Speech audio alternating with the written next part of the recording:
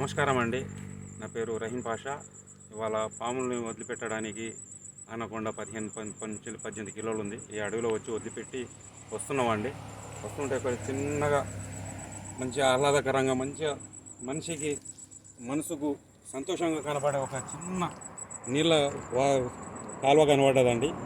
ఈ నీళ్ళు అనేటి ఇది వర్షం నీళ్ళు కాదండి, ప్లస్ ఏదైనా పైప్ లైన్ లీకేజ్ అయ్యి వస్తున్న నీళ్ళు కావు. గత వారం 10 రోజుల నుంచి కొట్టిన వర్షాలు ఆ ఎత్తు ప్రాంతాలలో ఉన్న నీళ్లు కిందికి జారి భూమి నుంచి వచ్చిన చెమట అండి, అది ఊట, దాన్ని ఏమంటారు, నీళ్ళ ఊట. దీంట్లో చిన్న చిన్న చేపలు కూడా ఉన్నాయండి. ఎంత స్వచ్ఛంగా, ఎంత తేటగా అంటే మన ఫిల్టర్ నీళ్ళు కూడా ఉన్నాయండి. ఇది ఇసుక ద్వారా వస్తూ అడవి పుట్ట కొమ్మ ఏరు తలుపుకొని వస్తున్న నీళ్ళండి. ఇది చాలా శ్రేష్టకరమైన నీళ్లు.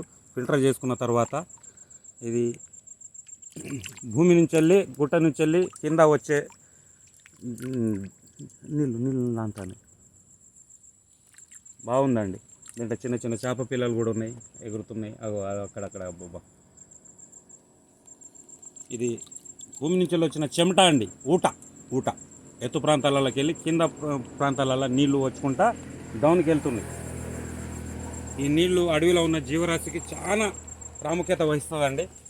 అడవిలో ఉన్న మూగ జీవాలకు, అన్ని జీవాలకు ఎక్కువ శాతం అయితే ఇప్పుడు కోతులకు బాగా ఉపయోగపడుతుందండి ఈ కాలువ. చిన్నపాటి